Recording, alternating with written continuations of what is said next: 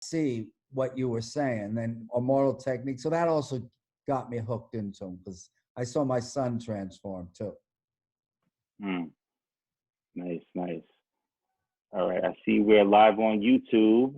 Let's see what's happening with Facebook. Give me a second, everyone. I missed that therapy session last week, fellas. I mean, I was dying, man. I missed it last week. I really needed it, man. I really needed it last week. I know you need it too, Lou. You need it too. Oh, yeah, I actually need therapy, and in the old days I needed to connect, but now I'll just do therapy. You out for the night, Lou. Charles, how do we tell our friends to watch this then?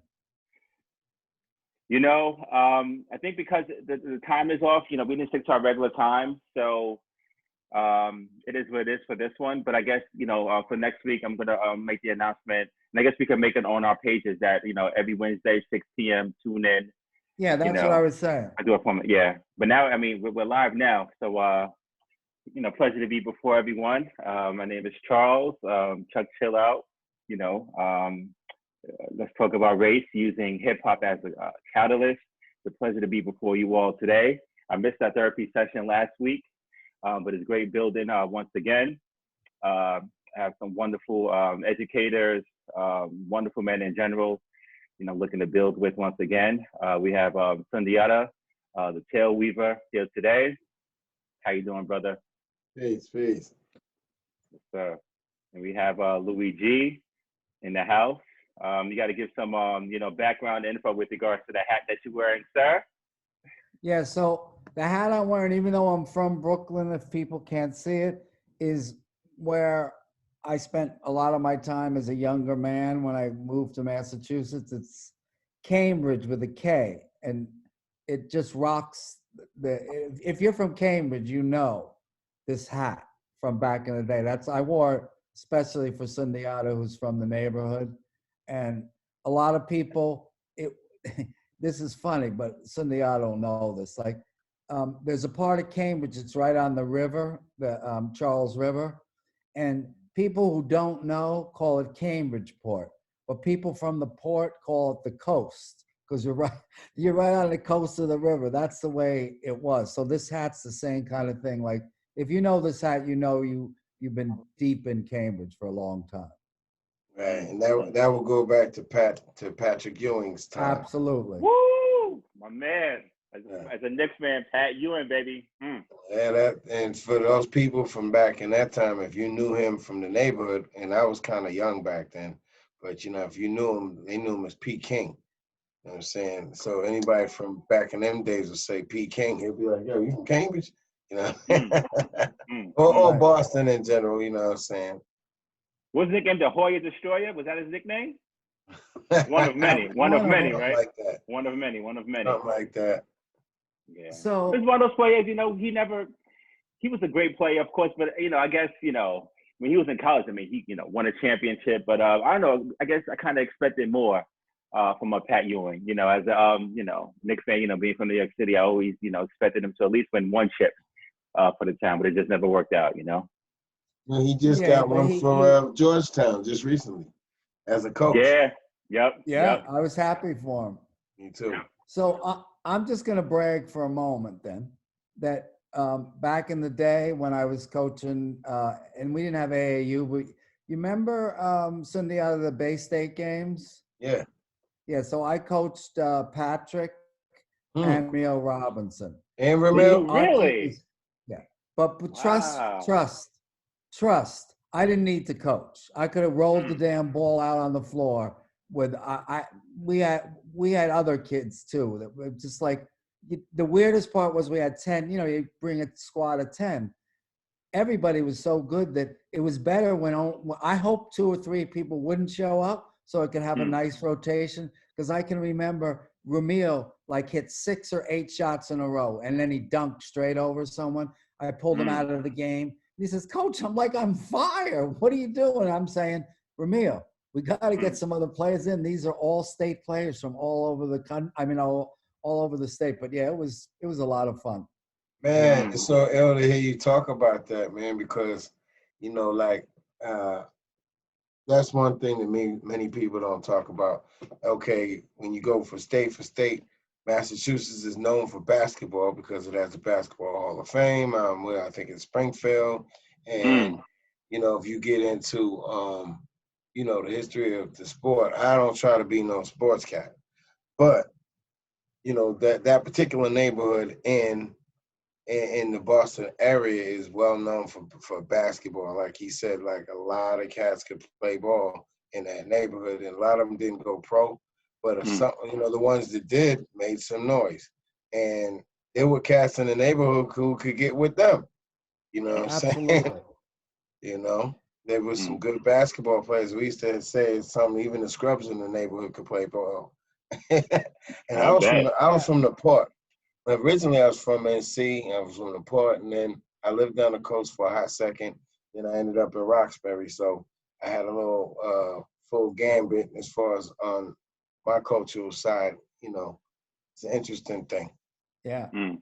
There was. You know, it's funny We don't you want to stay mentioned too long on this because it is a nationwide broadcast. But right. you know, like West Fourth Street in Manhattan, right, where everybody goes to show who's the baddest. You talking about the Rucker, of course? You talking about the Rucker, right? Yeah. The down on Memorial Drive, there was a court, and we saw college players from everywhere come to play at that court. It was definitely a neighborhood. It was a neighborhood, but then it had a big enough ring to it. You know, you can go down to the court and you could be playing against Ramil Robinson, or you could be playing against Peak. It was amazing. Anyway, we'll let all that go. But it's funny, real quick, with regards to that Springfield point, Sundiata, you mentioned, I was visiting Lew, I guess it was last year, Lew, or 2 years ago, it might have been last year. When you went to the thing. Yeah, and I used to coach basketball as well. And one of my former players was actually one of the, I guess, like high recruits. That was one of the players who was playing in this little high school on the All-Star, you know, extravaganza thing that was happening in Springfield, Massachusetts. So it's funny that, you know, just being there and seeing him, I haven't seen him in so long. And, you know, I look at him and say, Noah, you know, he turns to me, he gives me a nod, hey, Mr. Minton. And then, you know, he gives me a little high, and then, you know, goes back and does his thing. He didn't do well, though, that game, which really killed me. Like, you know, and also, you know, Bronny was there. Little Bronny Jr. was there. Zaire, Wade was there. Dwayne Wade's son was also there. And it's funny, I was watching the tournament last night. There was another player who was on USC. He was like, I guess, the number one recruit, and the team actually lost to was it Gonzaga? Was it Gonzaga? Yeah, Gonzaga just wiped them out yesterday. But it's just interesting, you know, I was at Springfield and I witnessed what you were saying in terms of that hotbed for basketball. Yeah, I was there to witness it. It was packed. Ross Strickland was there watching. Yeah, there was a lot of ball players, you know, man. Yeah, and it was like the Boston shootouts back in the day. You know, if you was anybody, were the best. If you was anybody in the country, you had to play in the Boston shootouts. I mean, it's true. Right. And so when Charles went up there to watch the game, he left me out in the cold because we didn't have an extra ticket. There was a whole story behind that. What happened was there's a whole story behind that. Oh man, that was good times, man. Good times. It was. There's a lot going on, fellas. I kind of want to start on a positive note before we get knee deep into it. Unless you guys like had something you really wanted to dive into at the start. Did you guys catch the versus battle with Raekwon and Ghostface? Did you guys caught that? I didn't catch the whole thing. I caught a good piece of it though, and I was loving it. Oh man, so what was your Wu-Tang. Right, Wu-Tang. I loved it. What are some of your initial thoughts about I don't even want to call it a battle. Oh wait, go live. Wait. Okay, Facebook finally chimed in. Choose where. Sorry, give me a second. Okay. Looks like we're okay. Facebook finally chimed in. So what were some of your initial thoughts with regards to the battle? As far as verses with them two? Yeah. I mean, I just thought it was off top, was just being as how I understand what a versus is as being a celebration of music. I thought it was kind of dope that two cats from the same squad would do it and they did it with love and with respect for each other, and them cats really came with it. You know what I mean? Like both of them. You could see the finesse and the experience just shining off of what they was doing, and they were so seasoned with their stuff. I love Right. Wu-Tang since '93 when I first heard them. I was always down with the Jizz and the RZA since '91, and I felt like I even have a line in one of my joints where I said, "Big up to Wu-Tang uh, for saving the hip hop thought tank in '93 or reviving it." You know what I'm saying? I was really glad that they are still around and doing what they're doing. So big up to Wu. Yeah.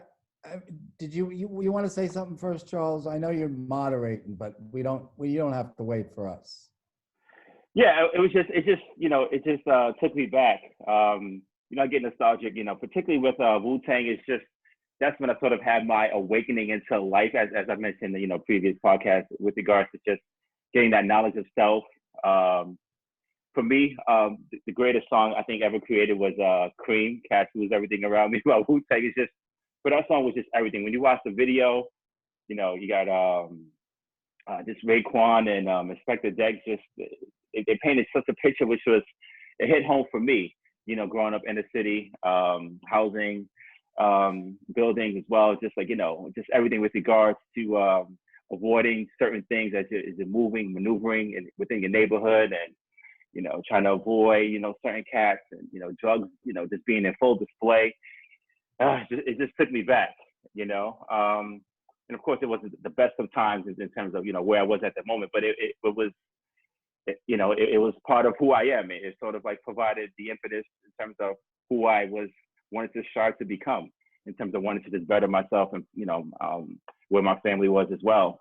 It just took me back to that time, just that innocence that I had, with regards to who I was becoming, and music helped provide that that enzyme, that catalyst for becoming who I'm becoming now as a man. It's just a great time, a wonderful time for me. And as I'm watching, I'm just getting so hyped, and as I'm going through the scrolling down here, we have the different rounds here. We have special delivery, so many songs which was played. I was like, oh my God, I haven't heard that in such a long time. And this is according to Billboard, who they ranked as the winner. For me, I can't even rank a lot of these songs. I mean, who am I to say like this song is better than that song? We just have as you mentioned, Sundiata. It's just there's no winner, man. This is just artistry at its highest peak, man, at its zenith. It's just the fact that anybody would even try to make a winner on this one just either shows that either you fell for it, what I'm saying? Like Mighty Healthy versus Incarcerated Scarface. What are you talking about here? There's no way I'm going to say one song is better than that song. It's just it's the same squad. It's the same. They coming from the same energy. There's that divide and conquer again, and I think that they did it as a show of solidarity. You know what I mean? But real quick, stylistically, just to get them their props. I mean, both of them, but especially him, Raekwon. I think Raekwon is a very underrated styler. His style, I think, was copied by so many different people, emulated and tried to, they try to be like him, and couldn't do it. So a lot of people didn't see it. But I hear a lot of underground Raekwon stylings all the time, and a lot of the better MCs. I don't mean like the garbage cats, and I ain't even gonna call nobody garbage, but if you're garbage, you can't even fool around on that level of trying to spit like that. But some of the cats who was nicer and came out later, I think a lot of them was influenced by him, and I think he's the father of a lot of their styles. That's funny. To that point, they actually mentioned this with regards to Ghostface, and I think Ghostface is just an amazing MC. But he mentioned that Raekwon helped give him the impetus in terms of being better and being a better MC. You know what I'm saying? He sort of got the knowledge from Raekwon. Raekwon said, no, you need to, add this to your flow and, do this and that. And that sort of catapulted Iron Man, aka Ghostface, to just being, just a brilliant MC himself in his own right. But you mentioned it to that point. I mean, he got the math from Raekwon, just pitting those two.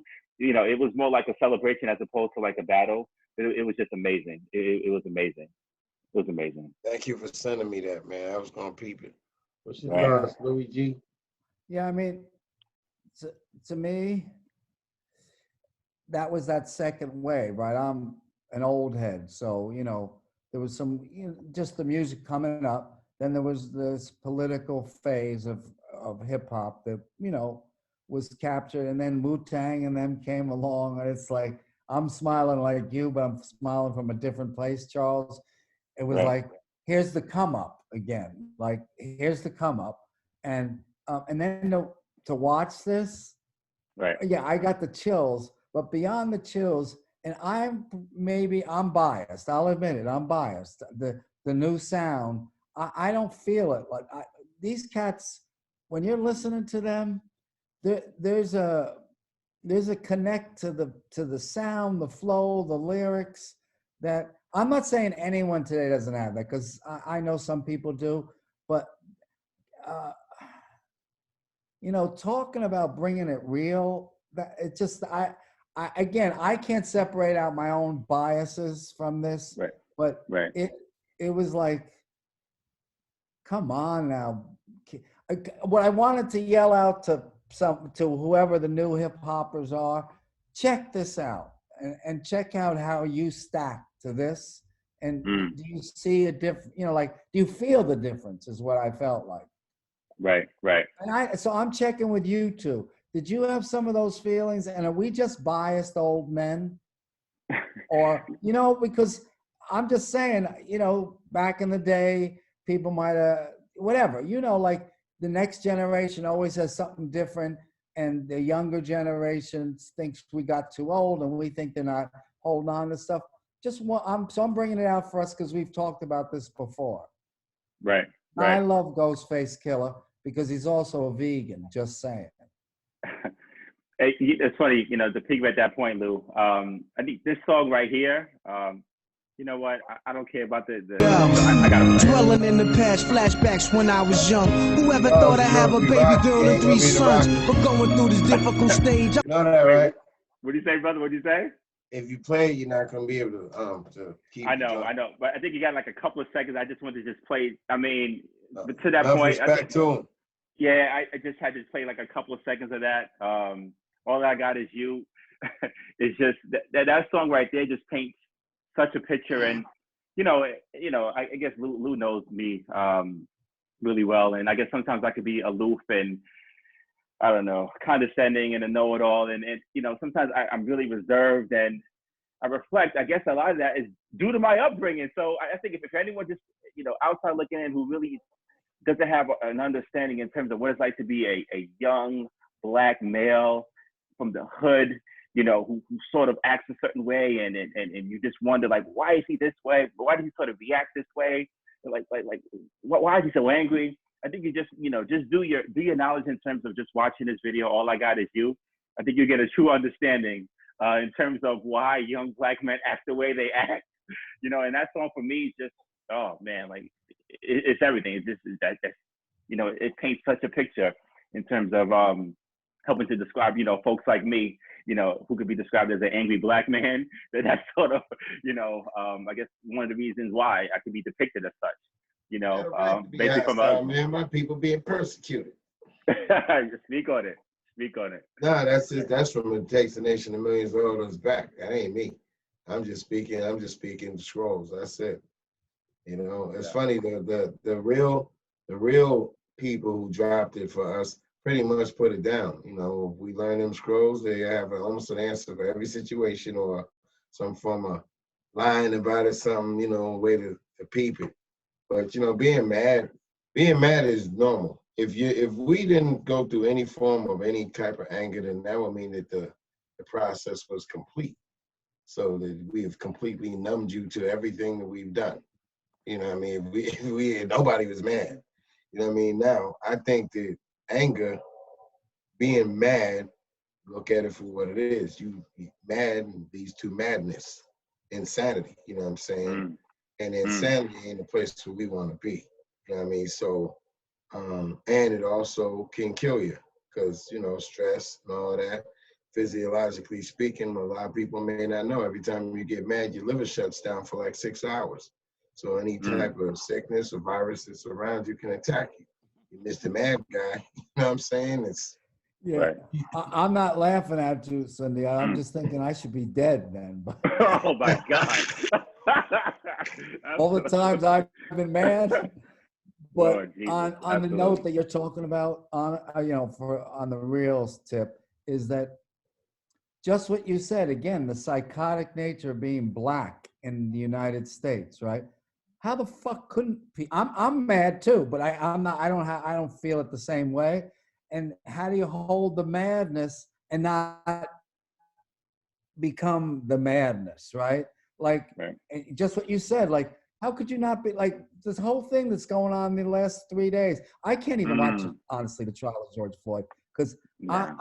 I fucking want to. I can't do it. Because I'm just shaking my head. We can't watch it either, man. Just shaking my head. I can't watch it I'm either. glad it's there though, so folks can Yeah. see. I really am. And folks who don't understand it, maybe they'll get it understanding. Folks who feel like they'd like to, hang this dude. If you want to see it, I want you to see it. But that's what I mean. Like, there's this level of rage. You can't walk around with that kind of rage all the time. But I just saw. I was at a meeting last night of tenants, and it was about 70 people. Sundiata, mostly Roxbury, Dorchester, and we just had a speak bitterness thing about George Floyd. It's just like it concentrates the level of anger that you're talking about, like, and the madness, the absolute fucking madness that this dude could do that. But it gets done all the time. And then just what you said, but we can't stay mad all the time. Not only because of our liver, it just once again says to me the psychotic nature of how the system runs and how it runs at people of color in particular. Luke, can I give you some pushback? Can I give you some pushback? I don't think people are angry enough with regards to how things are going on. I don't think people are mad enough. I'm with you. It's just, what do you call it, cognitive dissonance with regards to how many Black folks feel. We spoke about this, with Biden getting elected, folks are cheering in the streets. Oh my God, hallelujah, we won. What the hell did you win? You didn't win a goddamn thing. You know what I mean? It's just, I need a level of, if you want to call it, anger, hostility, vitriol, something with regards to Black folks not just sitting by and just allowing ourselves to continue to just get a knee in our fucking neck continuously every day. Like I need some anger out there in terms of just wanting to just correct these evils. And I think if you don't, they have the levels of resonance with regards to awakening. And, along that scale, I mean, before you reach that higher, awakening, you do need a level of anger. As you move up the scale, anger is not at the lowest level. You have despair and you have depression. That's pretty much at the lowest of the low. But then as you're moving up in terms of dealing with some of that pain and sort of hoping to transmute it, you got to have some anger there, and I need, right? And I need a lot more Black folks just to be aware in terms of, this country has not been erected for us. It never has been, and I think we're at war. We just don't realize, a lot of folks don't realize we're at war. Folks have just like sort of quote unquote, put their guns down and, just letting things go as if, there's nothing really that much to fight. And I think the fight still rages on, with regards across education, across all facets of our society. But I do need like folks to just like take a step back and just say, well, damn, I mean, how are things like actually better for Black folks in this country, in comparison to other folks? And of course, we're going to get into the issues that happen, within the Asian community. But I mean, that's been going on for centuries with regards to the Black community. That's nothing new, and, folks are enraged with regards to what's happening. Can folks be a little more angry with regards to the continuing plight that Black folks continue to have in this country? Can we see a little more anger with regards to that? That's where I'm at with regards to that. Yeah, I agree with you as far as with anger. I think that anger is fire. I look at things, right. Sometimes metaphysical, but anger is fire. So fire is what starts, things moving forward, moving up, Right. you know what I'm saying, towards the higher levels. And that would be in the red. So when it comes from there, it's going to be strong, and then it needs to be focused. You know what I'm saying? That's where I think, historically speaking, we had this ain't no new thing, and our people are not insensitive, and have always been. There's always been some people been at the post of dealing with things who've been angry, who've been like, all right, we're gonna do something about this. And I mean, I'm talking all through. You know what I'm saying? I'm going probably, well, I don't want to go so far. But anyway, the point is, I was saying that I think that just making sure that we have that anger and focusing it properly. For instance, I saw something this morning. There was some Jewish lady who had a baby. She was getting on a plane somewhere, and the baby didn't, like, the baby was a year old. The baby didn't have on a mask, and the airline didn't want to let the lady fly on a. They was giving all types of trouble.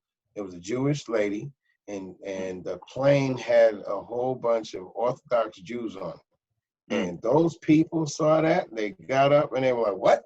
And without a whole bunch of deliberation, people got off the plane in mass, got off the plane and showed them, okay, oh, you don't want to deal with humanity, this is how we deal with that. And see, that to me says, that's solidarity. That's anger and action with direction. You see what I'm saying? I don't think it's, you know, when somebody has their foot on your neck, there is a certain amount of swinging that needs to go down. But as far as spiritually and symbolically, foot on your neck, physical action ain't gonna fill all them spaces of what's going on. It's a way bigger thing than that. You know what I'm saying? So I just there's always that involved. But I think we need to look at it on different levels. That's all. Right. You know, to that point, I'm sorry, you got a little. No, go ahead. No, I was just going to say, you know, you also said something a few weeks back with regards to revolution, you know, like the circle, you know what I'm saying? There's, with regards to a circle, everything, you know, continues on. There's really no stopping that circle. Everything which occurs here is going to happen once again. And I think back with regards to what's happening now, haven't we been here before? With regards to, you know, a big trial, with regards to police being put in public display, them being let off, Black folks being angry, protests. We've been here before. We've seen this movie played out. Is it going to be a change? Do folks really believe that, you know, this guy is going to get, you know, indicted on anything? And if he does, is it going to be at the highest extent of the law? Of course not. So I think it's going to come full circle once again. We're sort of being set up for the okie doke. You know, the guy's going to get off. Folks are going to be enraged. There's going to be rioting, and it's leading up to the summer once again. And here we go again. You know, and it's just continue along this merry-go-round. And I just, where as Black folks, where do we need to pivot and just say, you know what? I'm not with this madness anymore. We need to figure out what you were saying, Sundiata. We got to transmute this energy a different way. We just got to figure out something else, because what's been continuing to happen ain't the wave anymore. It's just, it can't happen this way continuously for us to progress. Not even as a people, but as a society. You know, as a species. This, you know, the way things have continued on cannot continue. You know, for us to continue to progress and evolve, it's disheartening. You know, it's really disheartening. Yeah, I want to say it's not just going to be because people are angry, though. And I know, Charles, you don't disagree, or you agree. People need to know there's a strategy and a way to do this, right? Like, because we know just getting angry isn't going to be enough. So you got to have a program and a plan, and you need some charismatic leaders, right? Like, so I think when people don't see that, honestly, then they sublimate that anger. It's not like they're just what you said. It's not like they're not angry, but you know, and people are afraid because the state goes after people. We've seen it when any kind of people rise up, they go after people, and they don't play. So again, I wish more people had some answers that said, here's what we're going to do. So like Sundiata, the point you made about people doing that, like if I can't see when this is going to happen, but if there were people, having general strikes, walking out of their jobs, stopping the means of production, all those kind of things, that's when they're going to see us. But we're not organized like that yet. Like, just last thing, Amazon just had a vote down in Alabama. They're trying to unionize. All they're trying to do is unionize. It's almost all black workers down there. And Amazon hired consultants for $10,000 I heard about this. Yeah. an hour, right? And it made any new worker who came in wear a lanyard that said, no union. So I think people, I just want to say that I think people also, their fear overcomes them too. That they can be angry and they're afraid because they're afraid of what the consequences are. And they've seen the consequences go down. And frankly, if there is rebellion, who do they go after first? It won't be me. It'll be y'all. That's who they're going to go to first. They know, and we know that. So I'm not making excuses. I'm just explaining, like, I understand it. That's all. It won't just be anger. I hear you. Transmune, you mentioned, Lew, what are some of the things we can do? I guess it's being personable, some of the things that we discussed prior to going live. I'm going to go for a totally different reason with regards to specifically how young Black men and women, particularly Black boys, are being educated in this country. And it's really pissing me off that I don't see the progress that needs to take place with regards to this particular idea. And, I'm a consultant and, I work with, various schools around the country. And continuously, I get the question, how can we get these young Black boys to read more? How can we get, these young Black boys to focus more on what they need to do? And Sundiata, you mentioned how do you sort of channel the energy in the right direction? And I think you're channeling that anger or that spirit that you have with regard to the system in terms of creating children's books, in terms of being an educator, in terms of just being who you are, and Lew, you're channeling in terms of working with folks with regard to their housing issues. And, for myself right now, I'm sort of channeling into, creating a school, a school where students are given knowledge of self and they're given the proper tools necessary to be, I guess, an able-bodied citizen in this world. So pretty much I put myself in a closet, working with a couple of other individuals, and I'm not really talking to much people right now. And I'm sort of putting the foundation of it together. And hopefully, I'm sort of like, I'm going to have you guys work with me as well on this. But it's sort of like I'm sort of figuring out a way, how do I sort of transmute this energy in the right direction? I think that's at the heart of it, in terms of figuring out what your skill set is, and as an individual, figuring out what can you do to rectify this issue within all the talents that you have to display into this world. What can you do specifically? So I don't think, Lew, is a matter of, focusing in on a leader or looking for someone outside of yourself to sort of be that agent for change. I think now we just have to be more introspective and figure out, like, within who I am as a person, what the hell am I going to do about the situation? You know what I mean? I think that's where we're at right now. Yeah. Right. And I actually want to play a quick, I'm sorry, did I break your wisdom, Sundiata? Were you going to say something? I was going to say, I agree with a lot of things you said, and I think that that inner leader is important. You know what I mean? Because there was one of my favorite movies that said something about cut off the head and the snake dies. You know what I mean? So if the snake becomes more of a hydra, it's harder to get rid of it. You know what I'm saying? Or, multi-headed for those who ain't into comic book lore. Anyway, there was another thing I wanted to mention too. It was about, like, that whole coming back around to the same thing, right? So,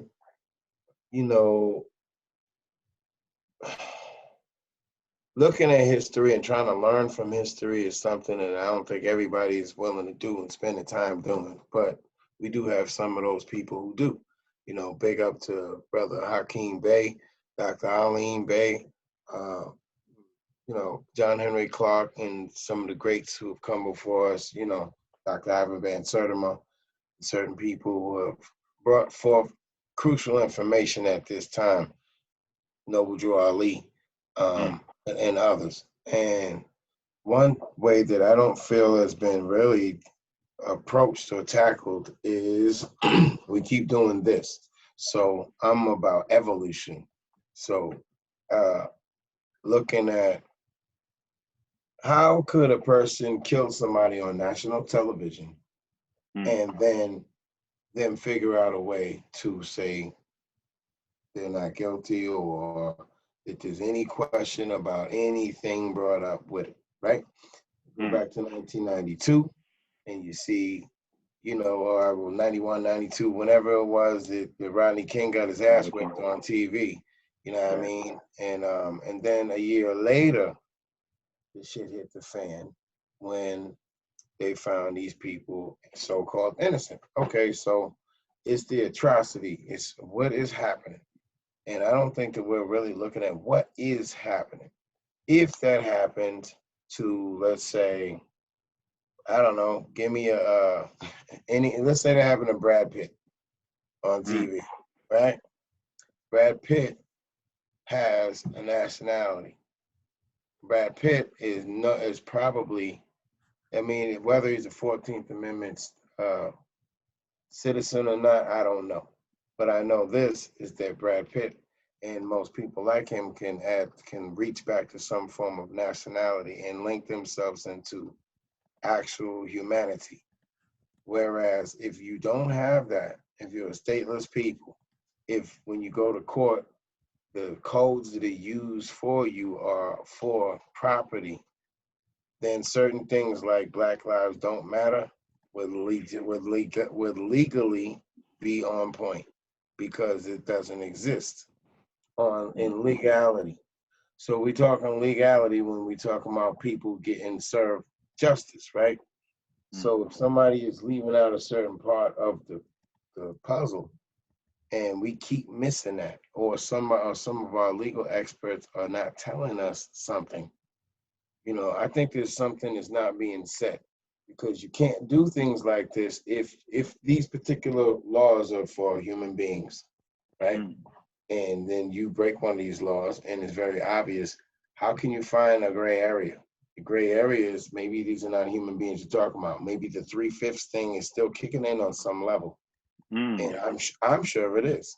But if we don't know, maybe it is. So maybe we should look into it a little deeper. That's how these things happen. So if we want to look at how to change it, maybe we should attack it different, as opposed to attacking, okay, we're going to say such and such police department should be held accountable for X, Y, and Z. That's not the way law works. Law works where officer so-and-so did this to this man. So officer so-and-so has to be attacked, particularly because that's the jurisdiction that goes along with what happened. And then there's other things that go along with that. So, you know, we need to get deeper into law. They say ignorance of the law is no excuse, and they're used against us because we refuse to, you know, get deeper into some of the real history, and it's been hidden from us. Getting into who are we and how do we link ourselves into these laws and into the Constitution. I guess the loophole is because he didn't wake up in the morning with the mindset, you know, well, we don't know, to quote unquote kill George Floyd.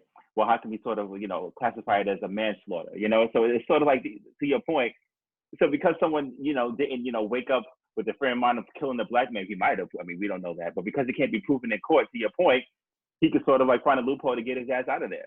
And I think that's at the heart of the issue, you know? So in other words, we can't even, you know, go with what we see anymore because it doesn't mean anything. Because on the court of law, to your point, you know, you can sort of figure out a way to sort of, you know, question everything. So pretty much you can't even believe what you see or hear at this point. So, you know, as a black person, you know, this sort of goes into what you were saying, Lew, in terms of, you know, just the mindset that as Black Americans, how we feel about the system right now. And it's so disheartening on so many levels because, you know, I can't see any viable way for this man to just, you know, go to jail under the fullest extent of the law. I mean, I can't see that happening. I don't think anyone can at this point, you know? See, So how can we sort of, Yeah. They did not to break in, but that's they dealing with us with colorable law, or color of law for colored people. And them laws is for people who refer to themselves and accept the labels of being colors, and that means that you get dealt with them with that set of statutes, codes, and things. Whereas being under the true law, if we had true citizenship, true status, that doesn't apply. I'm not trying to break nobody down on nothing. I'm not a lawyer. I'm just somebody who's trying to study and try to find something different, a different way to look at it.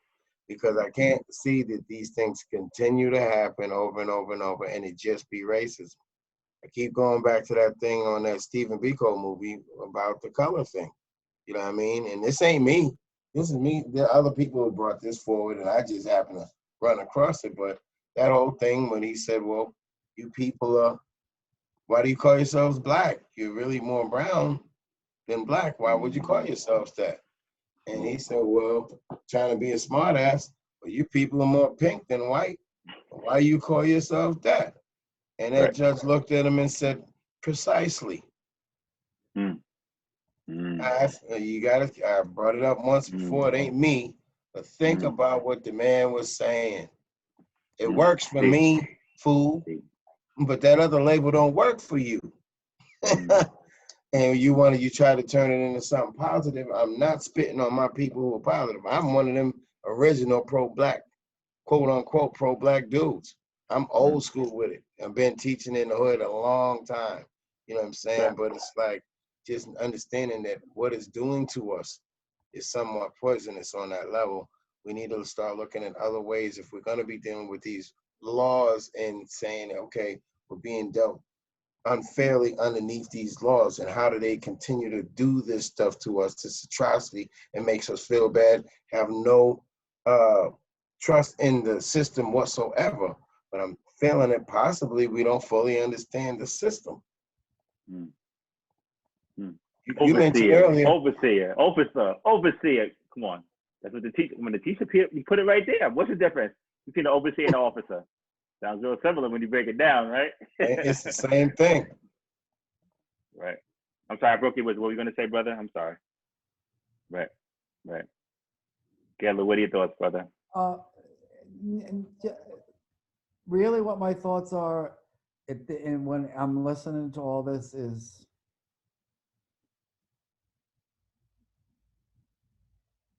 what I've said many times before. Someday, people are going to look back at the way we lived and really go, what the fuck? Like, really, what the fuck?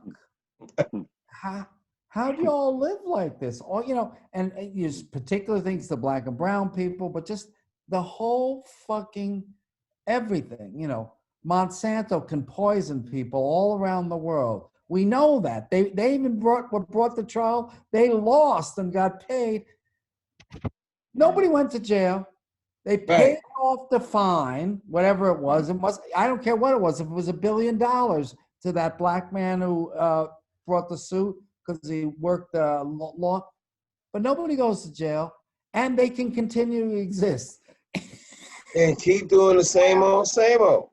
Right. I'm sorry I'm laughing, but can you imagine, gangs in New York or the Crips or the Bloods? You get convicted, you get taken off the streets.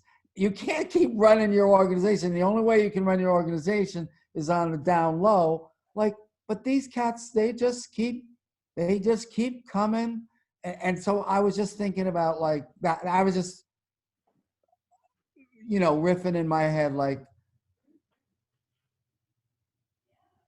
what you brought to, Charles. There's an anger and there's a sadness and you want to change things so you can change things individually. I agree with you about that. But it just makes me hate every time we have these discussions. It makes me, and it's okay, but it makes me hate me odio, which is I hate in Spanish, the system so much that protects the people who actually do all the murdering. Monsanto can kill hundreds of thousands of people. Nothing happens. Dude goes in a bodega, robs a store, and he does kill someone. He's going to jail. That's it. H-Rap Brown. Do you know who H-Rap Brown was? He had a great line. He said, "Justice, it means just us white folks." I don't think that's totally true because I think there's, and then somebody else said, the halls of justice, the only justice is in the halls because it's not going to be in the courtroom. Just what you said, like and then I got to stop because I'm getting hyped. No, go on. Go do your thing, man. Do your thing. We see George Floyd fucking knee on his neck for longer than we thought it was. This dude is not going away for murder. He's not. Everybody already knows that. He murdered someone on television.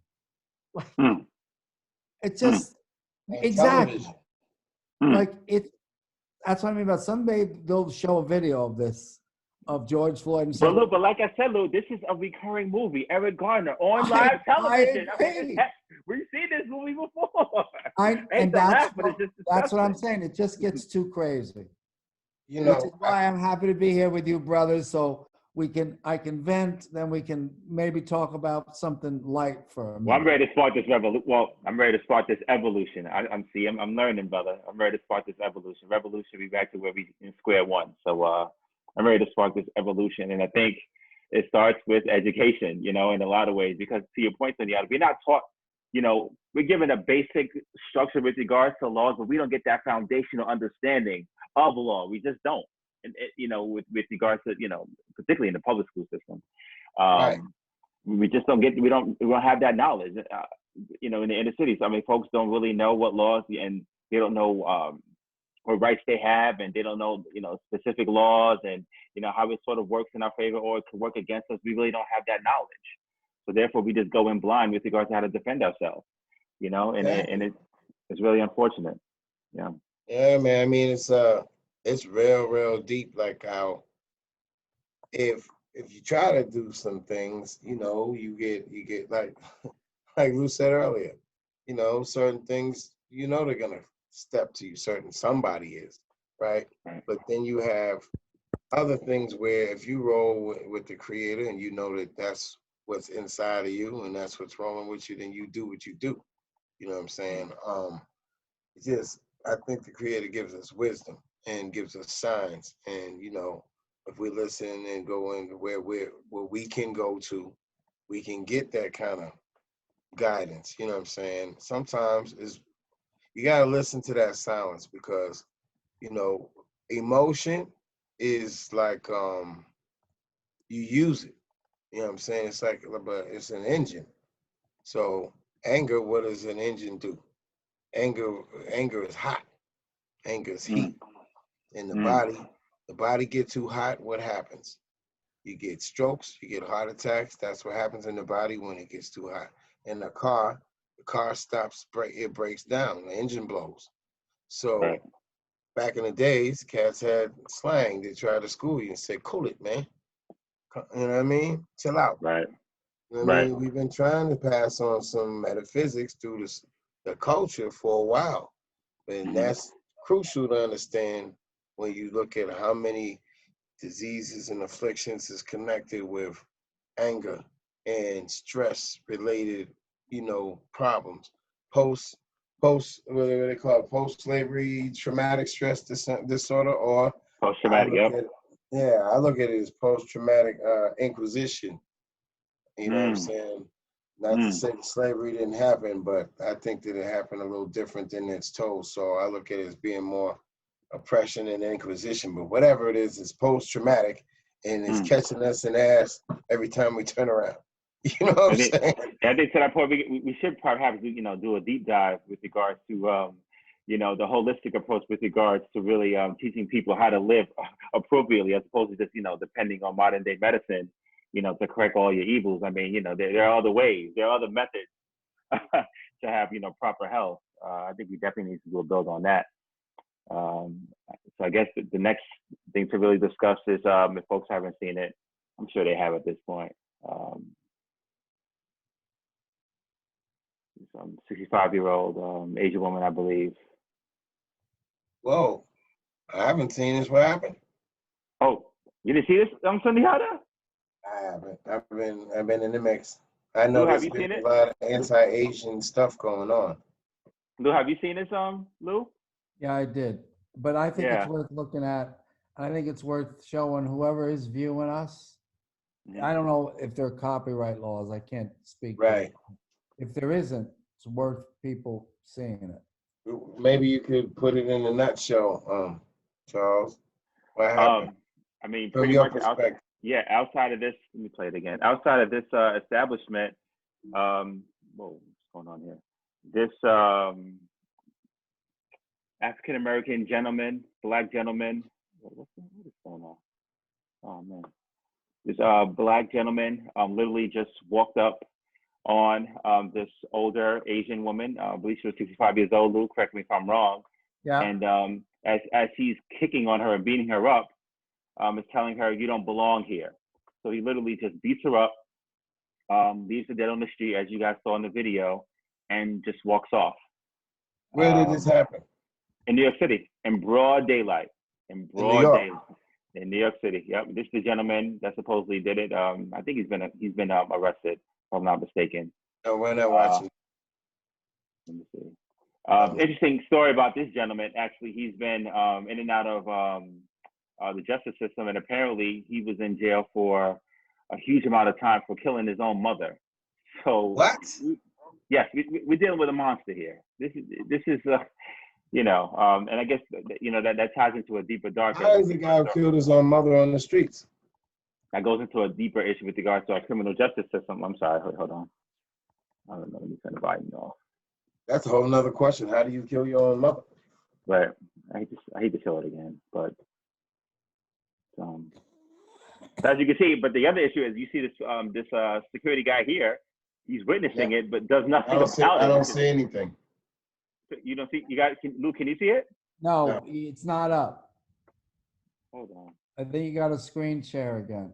Oh, sorry, fellas. Hold on. Let me play it again. Okay. Can you guys see it now? Yeah. Yeah. It's outside this establishment. He just attacked his Like a lady. random Asian woman. But you see the gentleman over to the side is looking at it. He's a security guard. He's not doing a damn thing about it. You know, very similar to the George Floyd thing. You know, we need to talk about that as well with regards to folks just witnessing certain things but not really doing anything about it. Can we have that discussion also? You know what I mean? Then they closed the door.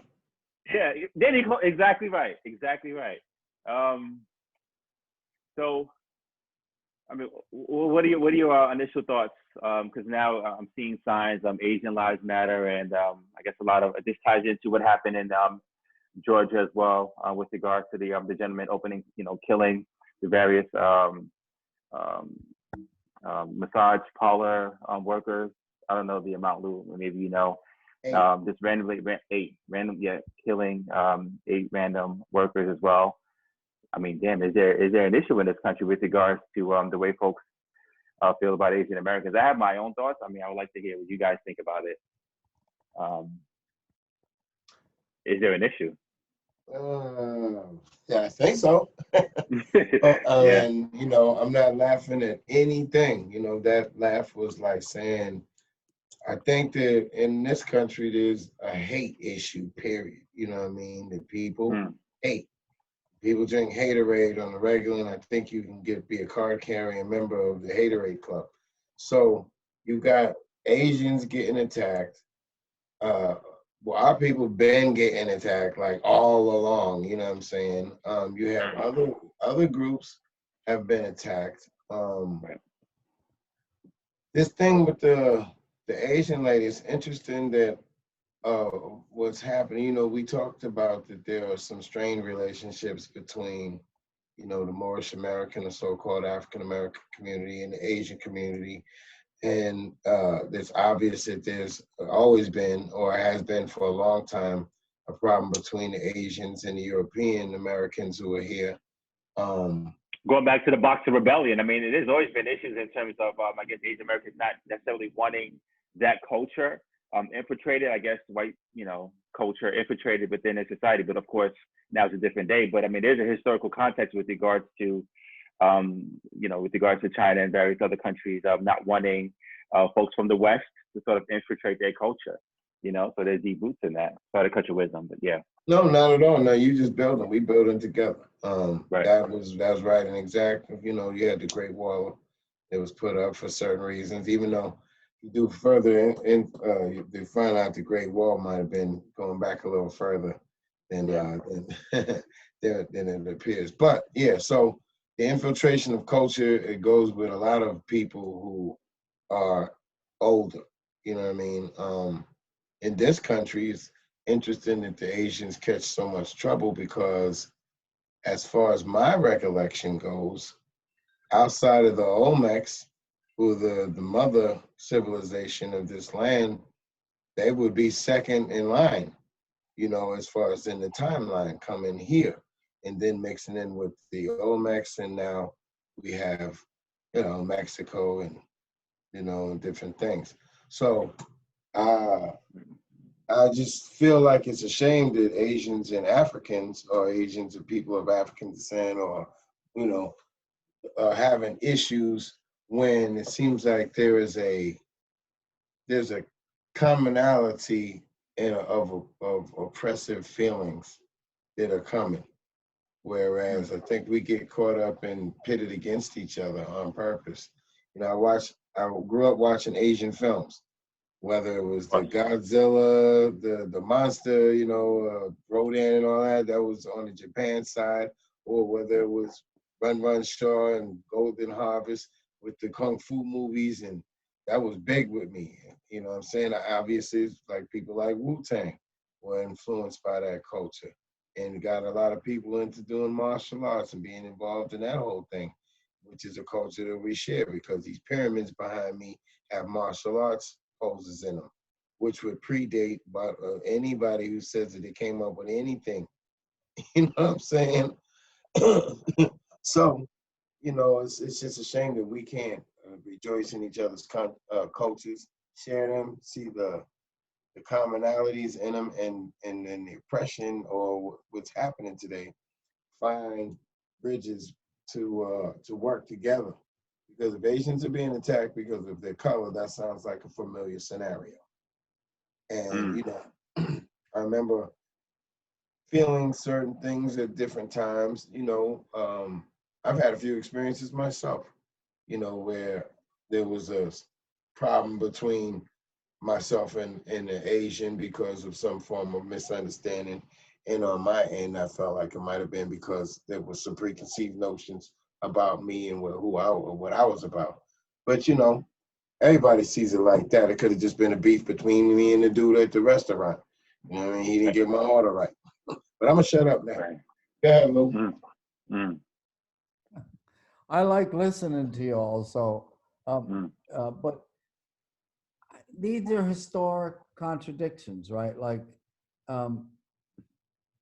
pretty insane that a black man would attack an Asian person and say you don't belong here.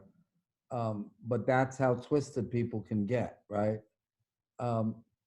And this may be controversial, but I'm going to say it because why wouldn't I, right?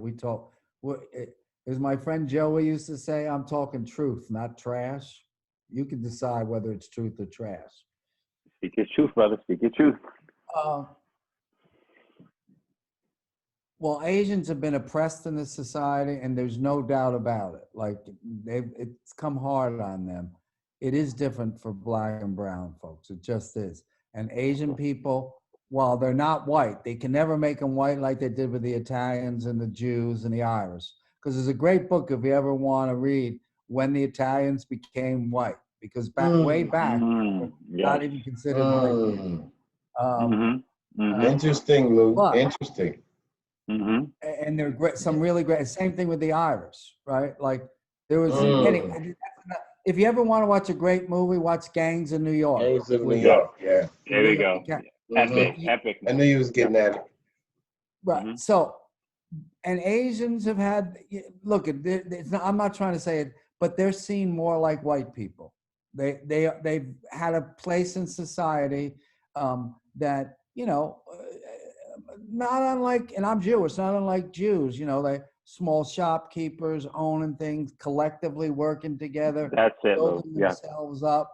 yeah. Even like this thing about how well But the Asians. thing is being allowed to build themselves up because they didn't, face Yes, that same oppression that, Black folks have felt in terms of not being able to do certain things. But yeah. Good right. point. That's Good true. point. But there is also the thing that, like Sundiata said a couple weeks ago about, like, Jews banding together, putting their monies together and Right, things like that. right. And Asian people, like, for instance, a lot of the Asian kids in New York City, right? They study together. They all are, all study together. They do their work groups. I'm not, Asians aren't any smarter than anybody else, right?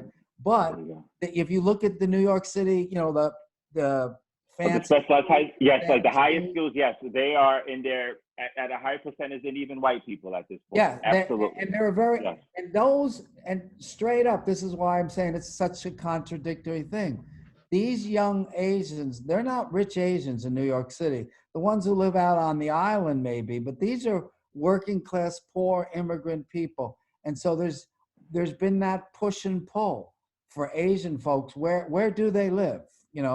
Are they, and so it's just another hard contradiction. And I think it's Sundiata you've been talking about.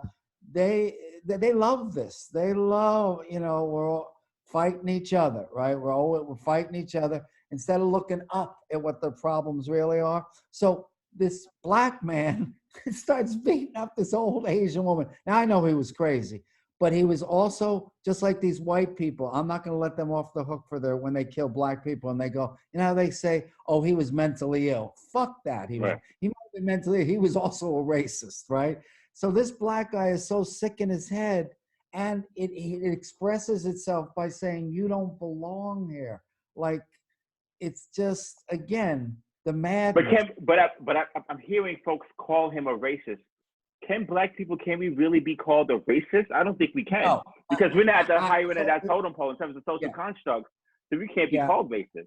It's my personal opinion. Time out. I reframe. Right. He has hatred.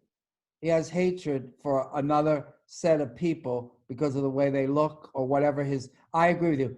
I don't think black people can be racist. Though, if you read Kendi, do you know Kendi? Ibrahim Kendi? He says black people. South Jamaica Queen. Yes, yeah. I totally disagree with him about what that. What did he say? He says black people can be racist.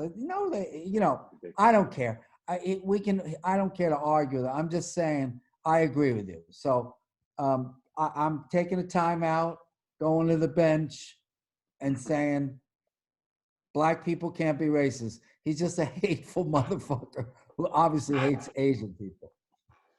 But I think some of those deep-seated issues with regards to specifically, I'm hearing some, right, with regards to, in particular, with Asian Americans, I guess it has to do with, and I guess Sundiata, you mentioned it, Lew, you might have as well, with regards to the small business owners and, them pretty much having a stake with regards to within the inner cities, having various, stores and, they have the entrepreneurial spirit, but they're doing it off the backs of black folks.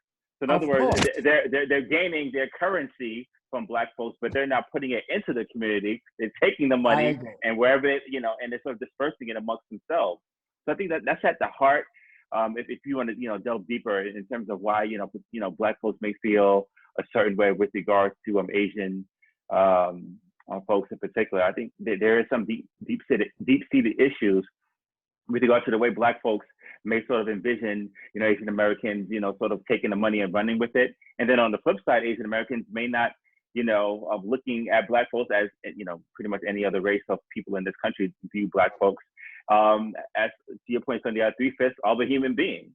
So I think that has a lot to do with it as well, in terms of not all Asians, but there's some Asian Americans might, view particularly black Americans within the inner cities for the most part as being lower level than they are in a lot of ways. And I've actually had a couple of Asian friends who remarked that what we call Chinese food isn't something that they eat specifically. They just give it to black folks, with regards to the food that, that they provide for black folks in droves. And then I eat Chinese food pretty much every day or all the time, but then, when I was young, but then when you break it down, what the hell was I eating? that's another subject for another day. You know, what the hell was I eating?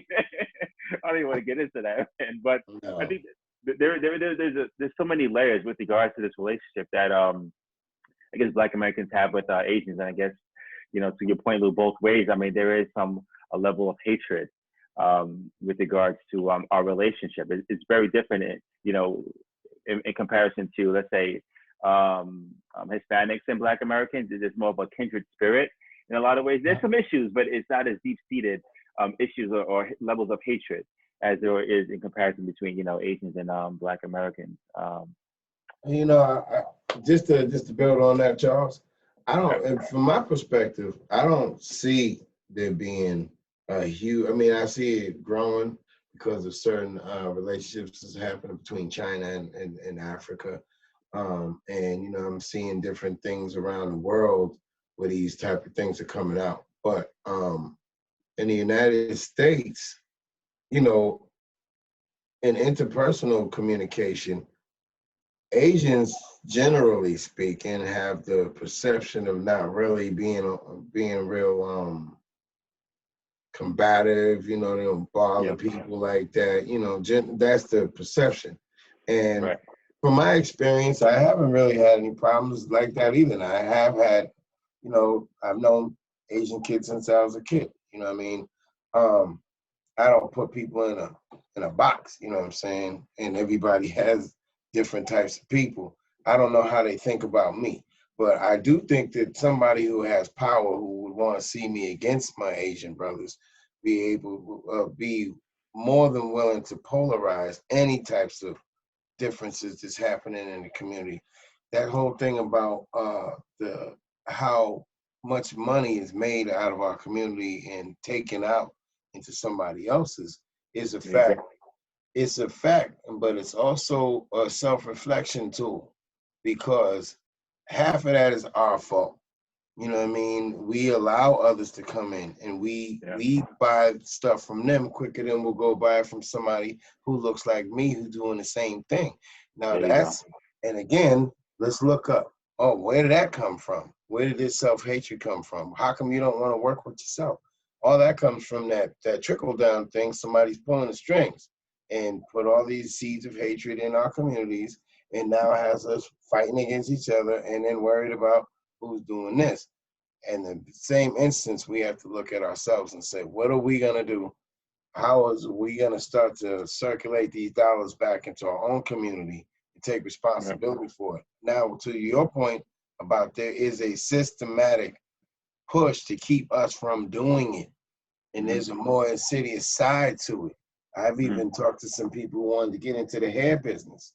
You know, the fake hair, since the sisters is going to be buying it and doing the weaves and this and that and having the products, then why wouldn't we control that industry, which is a multi-billion-dollar industry? You know what I mean? And then they have people who won't sell to the local to the local distributors who want to get down like that. I've talked to some sisters who want to get into the game, and you know, they have, it's like this, right? But can we be mad about that? Business is business. Business is supposed to be heartless. You know what I mean? And really, business, I'm not saying it's supposed to be, but business is viewed as being heartless. And in that case, when we're dealing with business with each other, we need to have some of these concepts too. All right, well, me and you, Charles, are part of the same community. This is no exclusion of you, Lew. But when we're talking about business, so if there was, I got it. You got me, right? So if there was these, you know, some businesses that were done by our people, those people should want to do business with us, right? They should want to do that if we are in that business and we have good product and good service. And our people should be looking at that and putting those businesses here and saying, yeah, I'm doing it because I'm trying to build my community. So I'm gonna patronize and I'm gonna do business with my own kind. There's nothing wrong with that. Everybody has done that, and that's how they get ahead. You know what I'm saying? Now, once you get to that point, then you can work, you know, we're already gonna have to work with others because that's how it's set up. We're always giving money to other people. People sleep and eat off of what we make. You know what I'm saying? So it's time for us to sleep and eat off of what we make. You know, you talk about transmuting that anger in a positive direction. You know, you have a specific skill and you have a way of sort of figuring out the ways in which you can, you know, sort of create like goods and services with regard to that skill. You know, get out there, you know, get with a couple of other individuals and sort of create the means to sort of sell whatever you're trying to put out there. But, you know, to your point, Lew, as Black Americans, we don't really pool our resources together to sort of create that sort of that business model to sort of do for ourselves. We have to, you know, unfortunately look to other races just to even survive in this country. And I think that's really unfortunate. Right. That's at the heart of the issue, actually. Yeah, and that's what I was trying to say. That's why, again, it's this crazy thing. The system definitely beats down Black folks, in particular brown folks as well. And you and I have gotten into it even. Like you say to me, yeah, but we can do this.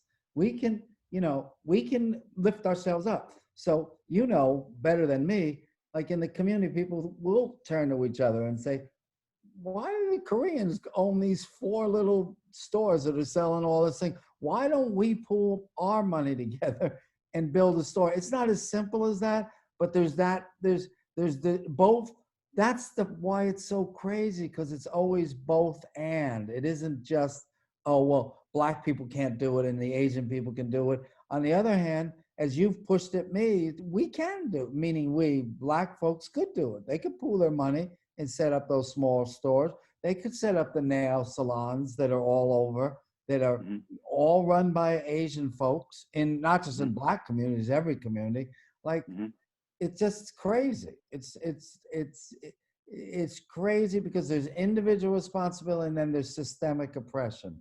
I don't have a good answer to all of that. I can tell you that. I just don't.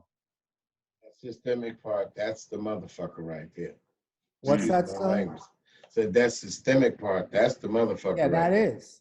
You know what I'm saying? Because even when you get to the point when you start figuring these things out, if we take lessons from Tulsa, they were doing things right. They followed the rules. Right. They were trying to build together. Until boom. Exactly. You dropped a bomb on me. And that's where I'm saying that's where the insanity is, because that wouldn't happen to an Asian community. No. Because frankly, Charles is from Queens. If you go to Flushing, Queens, forget it. You don't even see signs in English anymore. You just don't. It's almost all Korean now. Like, and they're not going to blow up Flushing. Trust that. They're not blowing up. Sundiata's point, they're not going to do anything with regard to a specific race because they got to deal with that country that these folks come from. So imagine waging war against China. But that's imagine waging war against folks from China. Could you imagine? They don't want. I don't know if they want that smoke. I don't know.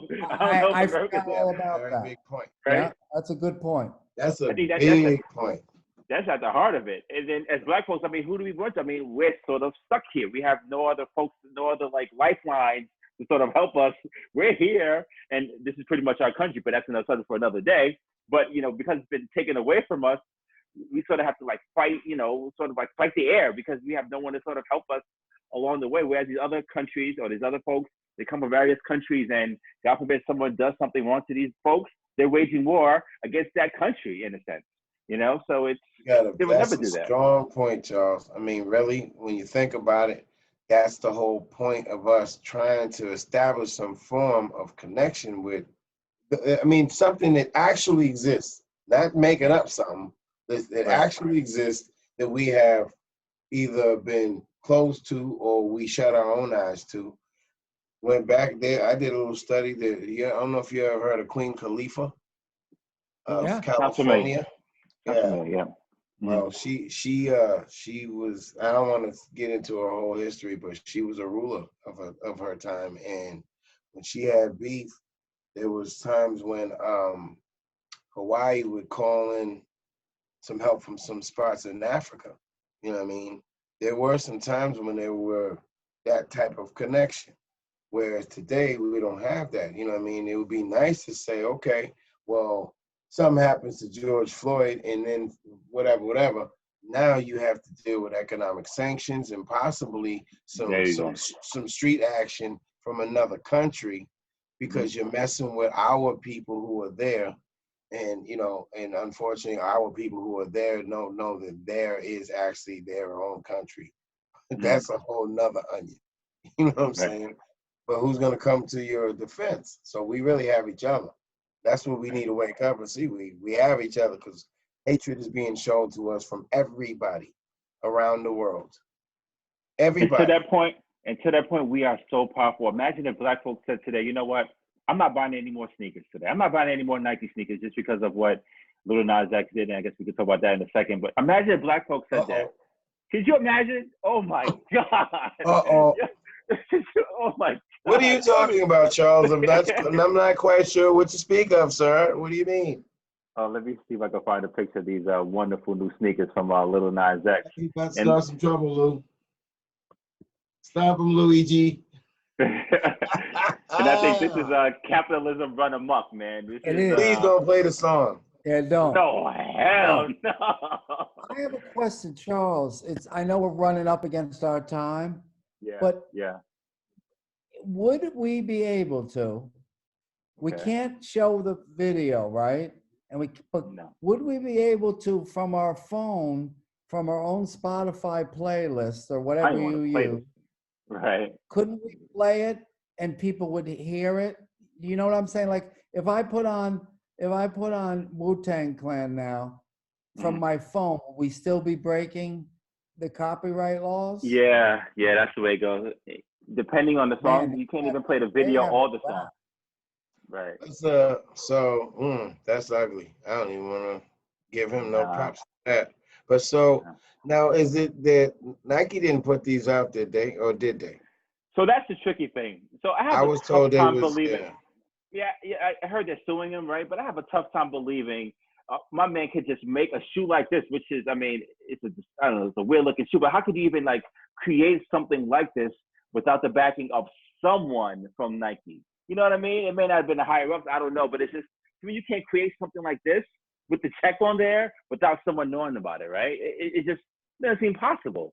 You know, it's capitalism just gone amok, man. But I think that the larger issue is with regards to the representation of hip hop. To me, it's capitalism run amok, because those shoes actually cost $1,000, believe it or not, and they sold out like 1,500. Oh, I stand corrected, and I believe it sold out within like 2 hours or something. I don't know, but you know what's funny about? Yep. I don't. What's funny is I'm not gonna say much about the dude, right?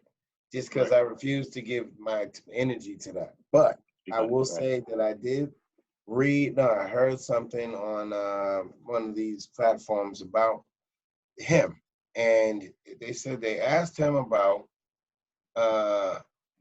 so many children were into that song, you know, the his Country big Road song. Yeah. That one. And I'm not going to give no promotion of any form of. You said the song, so there you go. Right, you know what I'm talking about. Sure. And his response was, if you really listen to that song, it was about adultery. Take better care of your children. No, I said, wow, really? I heard about that. So it just shows us, listen, we got to be careful about the things that we follow, and understand that those people who got the power to make this the #1 song in the country. Some said something to me right off. How did it get to be so popular so fast? It was a cool song, but how you have artists like KRS-One, Raekwon, you know what I mean, Wu-Tang, they're still making music. You know what I'm saying? At OG, people still making music. They can't get a song that's big like that. Why? And now we see why. But you know, like I said, I ain't gonna talk about the dude. He do what he want to do. But you know what I mean? Everybody has to walk their path, and then you see what comes down your path. And the deeper darker, the deeper darker with regards to this, I know folks are getting on Lil Nas X, that's fine, but he doesn't work independently. He works for a particular label, right? And you can speak to this better than anyone, Sundiata. As an artist, you can't even piss without someone knowing how you piss and what time you piss. You can't, because you're essentially a commodity for individuals. I mean, you're a corporation in yourself. So you're not allowed to do anything. You're not allowed to speak or do anything unless you got the go-ahead from some higher ups within that particular organization. So I would love to know what, you know, with regards to this record label, who approved this? Why did they approve it? and what was their purpose in doing it? Which is, to your point, the deeper, darker with regards to this matter. So this is not a Little Nas X matter. This is a whoever he works for and under. There's an agenda which is being put out there, and of course we know, his status in terms of his sexuality. We get all that, but there's an agenda here because he's not putting out good music here, but yet he's allowed and he's being told to do certain things for what exactly? Like what's the bigger picture here that folks who don't have their eyes open are not getting, and we're just falling victim to it because this is a cool song and we're catching and we're bumping our head, but what the hell we bumping our head to your point? It makes you want to just like, break down, I guess we'll break down the lyrics at another, or maybe we won't. But it makes you want to just break down the lyrics to figure out what the hell is the real meaning of this song, All you gotta do with most songs is just sing, just go over the chorus. What is the chorus trying to tell you? Anybody tell me? Yeah, I didn't want to sing it now, but yeah, there's something deeper, darker. This is beyond Little Nas X. Yeah, this is a deeper, darker, and it goes to our earlier thing with regards to who do we blame? Is it the artist, or is it the person who's controlling? Who's pulling the strings here? Who do you really blame in terms of the messaging that's getting out there to the masses? And it's a lot to take in. And the issue is, I mean, this whole message is terrible. It's just, to me, it's just sort of like it sort of provides a schism, between like what, why I believe hip hop was created in terms of speaking for the inner city youth. That does nothing. That has no messaging with regards to uplifting anyone from the inner city. That's something totally different. As I said, that's capitalism run amok, as you like to say, Lou. It's disgusting on so many levels, man. So I know we're coming at the end, so I don't want to have the last word, but I'm going to say one last thing and then hear from you, brothers. When you say capitalism run amok, I agree, but I also think, and this is the fall of the Roman Empire, the Greek Empire, the English Empire. This is what happens when the empire has reached its zenith, and then it starts to deteriorate, and all the ugliness that you saw happen in all these societies, to the culture, to the people, to the economics. Like America they may think they're top dog, but they're not. And in their decline, it's like everything. So the cult, I mean, on the one hand, there's sprouts of culture of rebellion and joy and stuff, but there's also the culture that's a decadence, an illness that's reflected in our music and in lots of things that we never saw before, because the system is falling apart. We're on the decline. I don't know when it's going to happen, but there was a time when England it's happening now. Right. I mean, it's happening, but there was a time England had 170 colonies around the world, that little island. It's no longer like that in England, right? Because the bill comes due. That's what I think's happened. The bill came due. I agree. Nice quote there. And as my friend Sundiata, who likes it, that's the clarion call to people. The bills come due, so we got to do something about it. The bill comes due. I like that piece. That's how we end it, man. And I think to that point, Lou, you mentioned culture, and that's the word that's so commonly used. I think we should probably delve into that a little bit more. Obviously not now. We're at the end of I think that needs to be discussed with regards to what is Black culture like. What is like? Who are we? Like, do we really have a culture? And if so, what is it? I think we need to delve into that. I don't know how you guys feel about that. I think that's at the heart of the issue with regards to some of the issues that we're facing. Can I say that speaking on what you both just said, it's like empires change, like energy, you know what I'm saying? Energy changes, and it never is really destroyed, it changes. So it's like a change of the guard. That's the way I see it. I feel like the society is reflecting the decadence that's within inside of it, you know what I mean? But that particular system was destined to crumble anyway, because it was based on lies. You can't have anything that's based on lies that stands like these pyramids. House of cards. Yep. Thousands, exactly. It's a house of cards. So I mean, I also see when it goes down to the soot, you know what I mean? I heard Bobby Hemmett break on this, but when it goes down to the soot, goes to shit, use that to fertilize the land for new growth. You know what I'm saying? We have new growth, we have new ideas. There's certain revelations and things that are coming forward. Just as much stuff is happening down here, there's also stuff happening here. There's always a balance. So it's just going from one to the next. I think we're in the midst of a great awakening. I think we're in the midst of a great awakening, for better or for worse. I think folks are just being open. I think we're in the midst of it. Right. As it declines, there's a great awakening, and we know the darkest hours before the dawn, right? So that I'm saying both are happening. That's what we're seeing. We're seeing that, like the decadence and all the insanity, and we also see that all these sprouts growing up of people saying, no, it's not going to be like this, and we're not, you know, the bill comes due, and we're collecting. I actually think we should call our show "The Bill Comes Due." That's a dope title. The bill comes due. I could dig it. Let us know what you think, guys. Let's talk about it. I can dig that. What do you guys think? I like that. Out there in virtual land, put a thumbs up if you like that. And with that said, please expect this. I know it's my fault. I had something going on, so I had to put it on later. But please expect this podcast every Wednesday from 6 to 8 p.m. It may extend even beyond 8 p.m. Every Wednesday, we're going to come before you with just the knowledge, with the bill becoming due. I like that, Lew. That's a nice link to it, brother. Click on subscribe, and the bill will become due. Exactly. Love it. And we all know I didn't make up this expression, "the bill comes due," but I like that it came to me like, you might even pay. Recently, I saw it in Doctor Strange. Right. Yes, exactly. Yeah, that's exactly what he said at the end. Oh man, that's deep. Yep, exactly what he said. Right. Fellas, this has been great, man. Don't deprive me of this again, man. I love this build, man. This is awesome. This is awesome. Peace. Much love. See you guys next week. Take care, guys. Bye-bye, brothers. Bye. Peace.